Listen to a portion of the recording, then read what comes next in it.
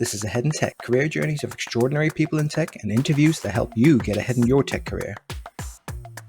Hello everyone, welcome to the show. This week I am with Troy Budd. Mr. Budd, good afternoon to you. Yes, it's just about afternoon. How are you today? Thank you. I am very good today. How are you?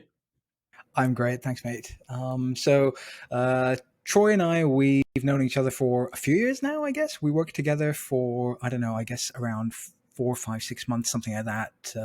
At the time I was coming out of a few years of really structured, really good engineering cultures and environments that were all designed to sort of make awesome engineers, and then I'd left that permanent role as a senior and I moved to contracting, and this was my first contract, and I was working with Troy, and Troy and I were working together on various projects over that time, and Troy didn't really come from the same background, but he was still like an awesome developer, and I have so many good things to say about him, and he taught me so much about what developers can be like, Troy, you had awesome behaviors. Your approach to like coding and problem solving was brilliant.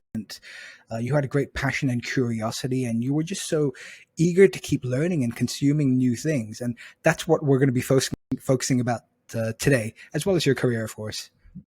I want to understand, because you didn't study this at university or anything. You went to something called the Google Developer Challenge Scholarship Program. Is that right? Yeah, so I guess it was something I found online just as I was starting to learn dev stuff. At this point, I kind of wasn't so sure what I wanted to learn. I kind of Googled the most used languages, I guess, and JavaScript was at the top, and then Python was below. And I guess I kind of looked at what they each did and decided that I think web development would be better for me personally, more interesting. And then, yeah, I saw this opportunity come up. It was through something called Udacity as well. So I think it was Google sponsored your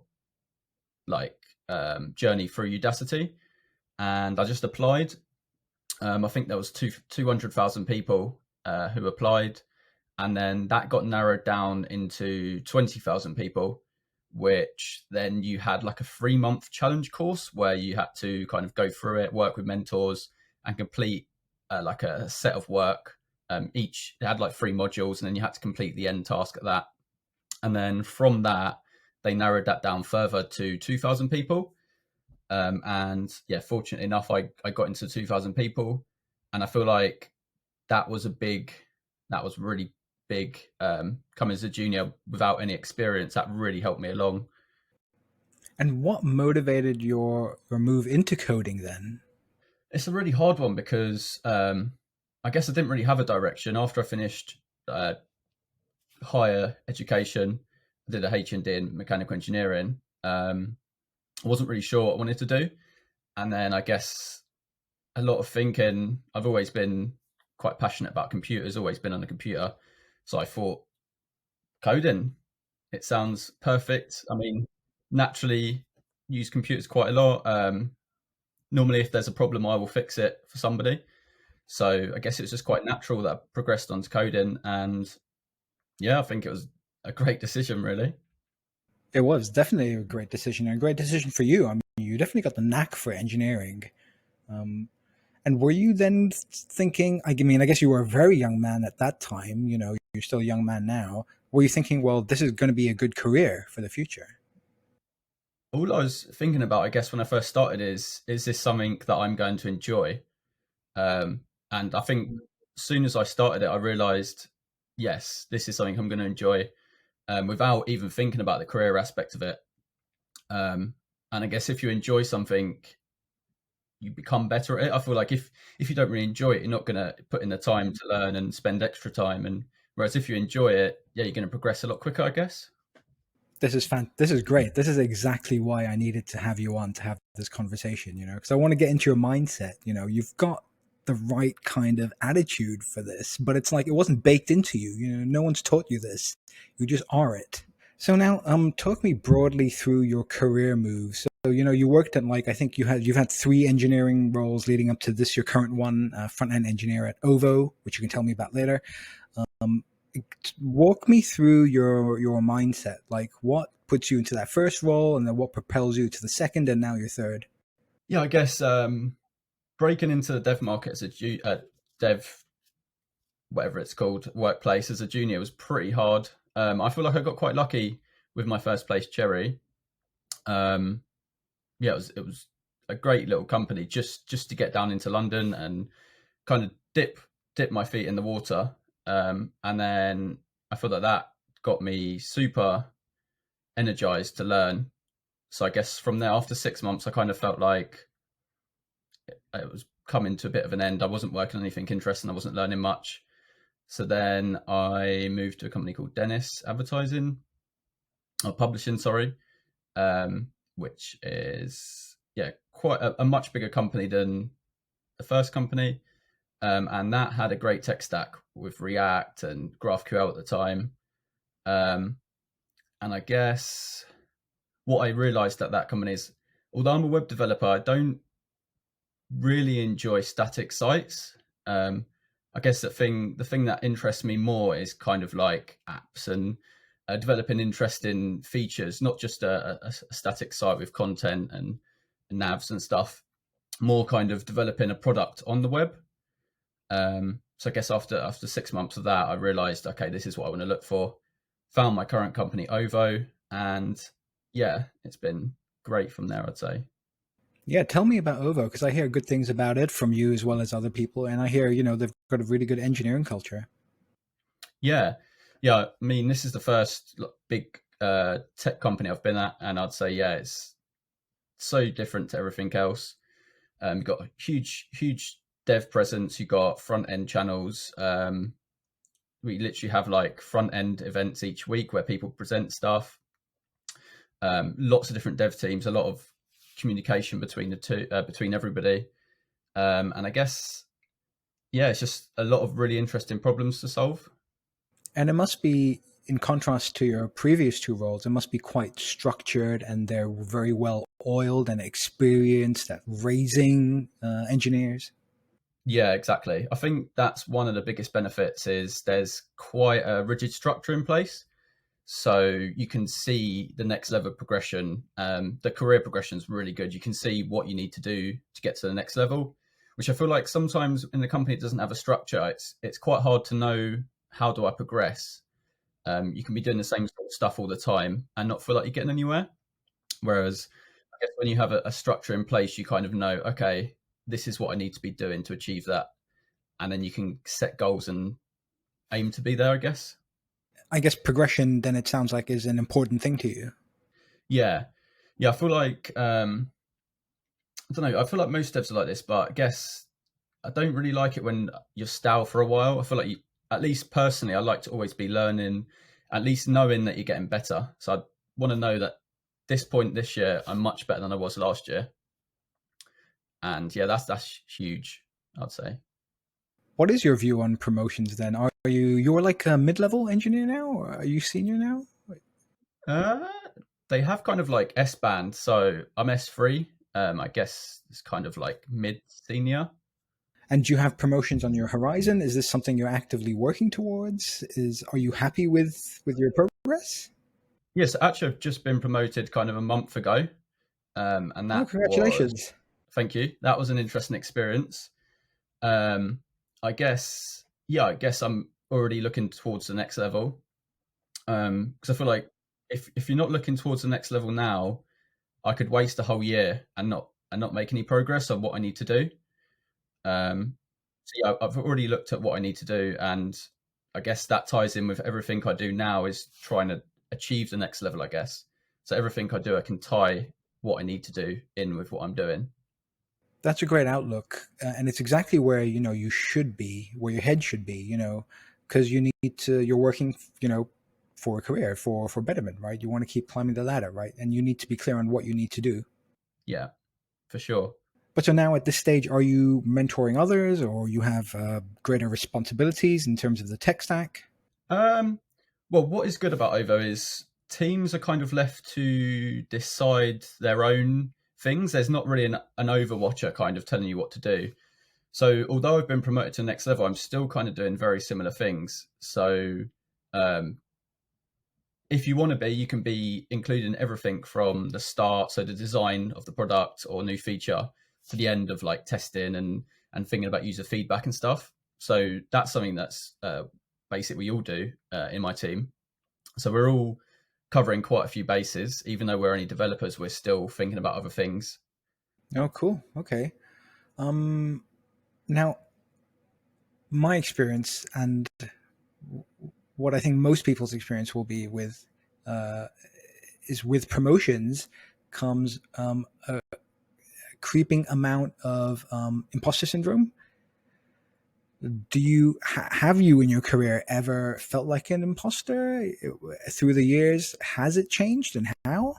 Yeah, I feel like there's always that feeling of like, do I really know enough? And like, yeah, am I really, for example, coming on this podcast kind of feels to me like, what have I got to bring? I'm only a developer. I don't think I'm like amazing. I don't think, yes, I think it's a bit of self doubt, isn't it? Where you kind of don't really trust yourself, I guess. Um, and yeah, I think that definitely happens to me, but I do know that it's fairly natural, and I've read quite a few other developers who get the same thing. So yeah, I guess it's just kind of something to deal with. You just basically deal with it. Yeah, You know it's coming, it happens, and you deal with it. exactly. Okay, well, you make it sound so simple. Because I never really felt those feelings until I became a senior. It was only at that point that I felt the pressure, and I was like, oh wow, now I really got to step up my game. And do I know enough? Am I doing enough? Yeah, I mean, there's definitely parts. So obviously, I've specialised in front end, but now I feel like I need to have a much better understanding of back end. And these are things I felt pressure, and these are things. But I guess the good thing about feeling the pressure is you know your weaknesses and what points you can address. And this is something I'm going to focus on going forward. One of your many strengths is your passion and your enthusiasm for coding. So how do you keep it up, and how has it changed over the years? Yeah, I guess this is quite a hard one because I know at the start of my career I was so passionate, super passionate. I mean, I'd wake up in the morning, I'd do uh, a course on coding. I'd come into work, do 8 hours a day coding, go home, maybe do a bit more of a course or a bit more coding. And I know after maybe, I guess looking back at it now, maybe that was because I wasn't super satisfied at work. I remember when I was working with you, you mentioned that was like a big factor. And I think looking back now, that was probably something I wasn't too satisfied, and I wanted to be doing these other things outside of work.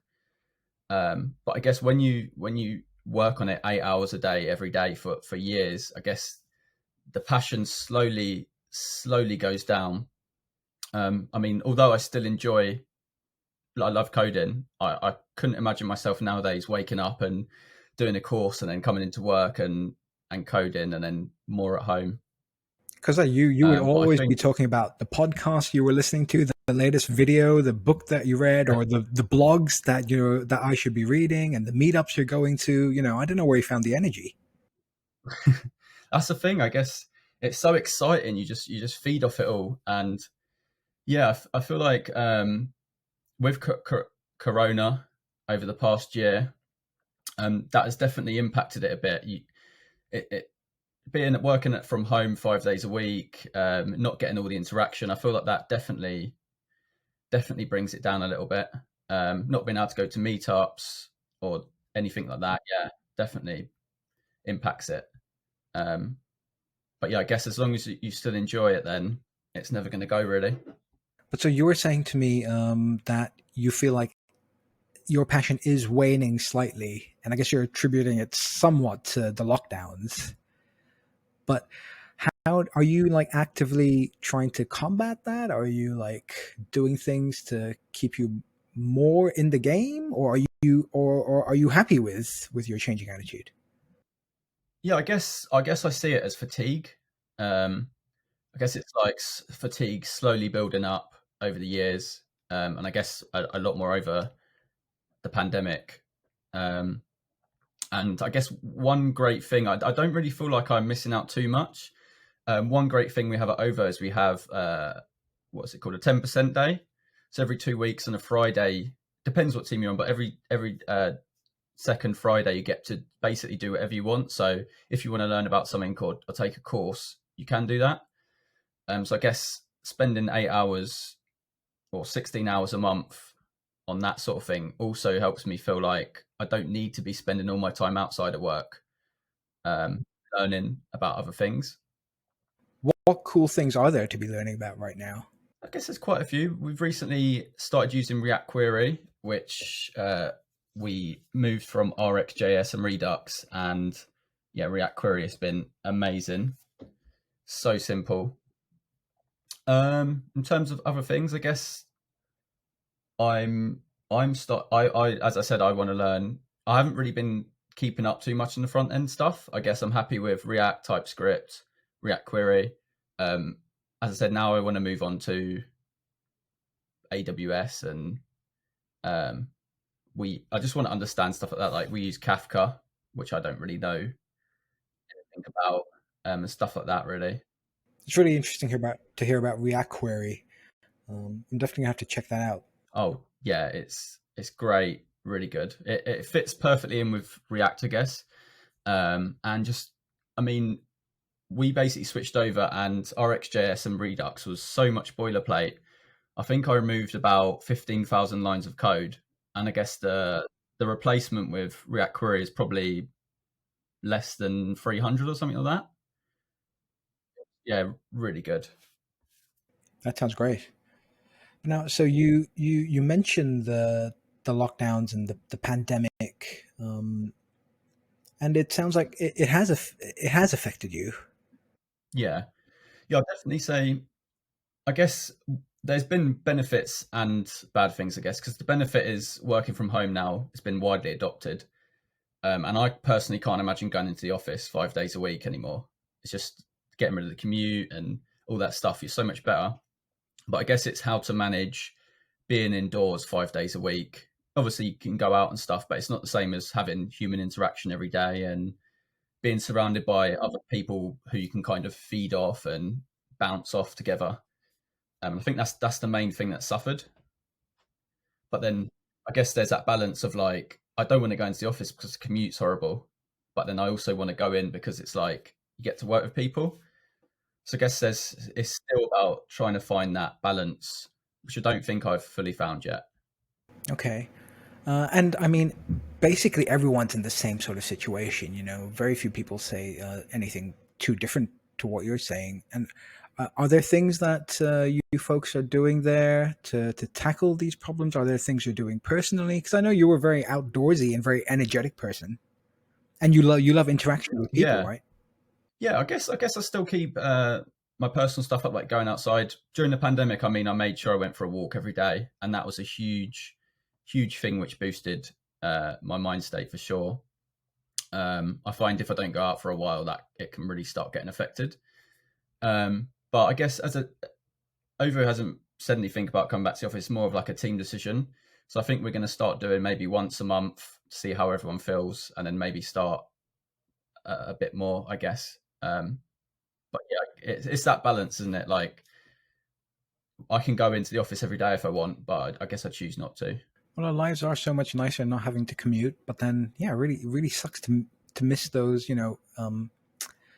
intimate moments with our teammates, right?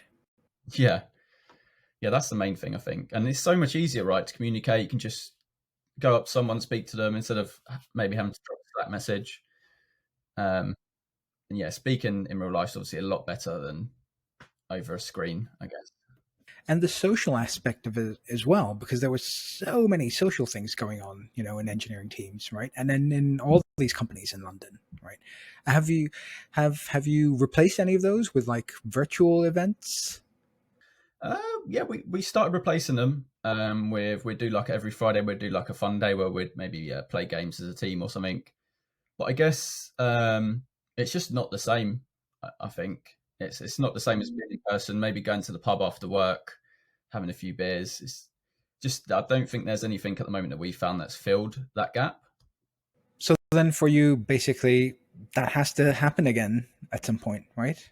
Yeah. I mean, I went into the office a couple of weeks ago, and it is so nice just to be back in. Although there's not many people in, it definitely, you get a different kind of energy, I guess. Okay, fantastic. Well, I'm sure you'll find a nice balance there, and I'm very happy for you. You know, you're a great developer, and you've landed at a really fantastic company, and I'm sure you've got a fantastic career ahead of you. Yeah, I mean, I would attribute a lot of this to you, though. I feel like working at Cherry, and when I was waiting for that. yeah, I mean, I guess you mentored me quite a lot, and we was working on such an interesting project, which I feel like without that, I probably wouldn't be at the level I am now. Because that you definitely excelled me from. I guess I didn't really know React to in 4 months. I was kind of like pretty good at React after that, so that really helped me out. Yeah, well, thank you for saying that. I really appreciate it, and it was one of the memorable periods in my life as well. And I always mention you and the experiences we shared, you know, to other people who I speak with, you know. Um, but you know, you had it in you. You know, it's not just the I want to learn React. It's like, you know, I want to learn the best practices, and you know, like we introduced sprints, and like, you know, we pointed up tickets, and we gave people estimates, you know, and we did retros, if you remember. You know, we did so much, and you were very keen on those things, whereas not everyone else was. You know, it's in you. Yes, it's hard, isn't it? Because I guess that's just like naturally. That's I want to think of everything in the best way. Like you want to do everything the right way. Which I guess maybe everybody doesn't think that way, but Where you are probably sometime in the future, you know, your fatigue and your perhaps your boredom or lack of stimulation is going to set in, and then you know you'll want to be a founder and you'll want to do a startup, you know. So I'm sure we're gonna see your name in lights at some point in the future. oh yeah, I mean it's funny actually because before I become a coder, I've always wanted to have my own business, and it will happen one day. I'm just waiting for the right moment. I guess I'm not waiting for the right moment. I'm just waiting. I don't even know what I'm waiting for really. I guess I'd need to go for it at a point. Go for it, man. Yeah, Yeah.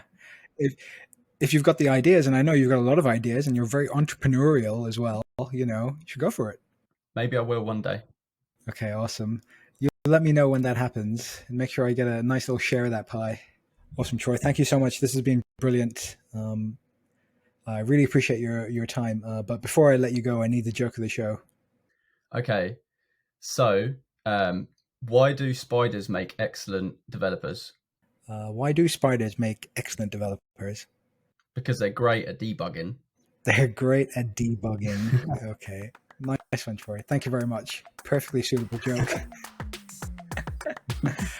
And that's all, folks. More info, links, and everything else can be found on aheadintech.com. Thank you, and please subscribe.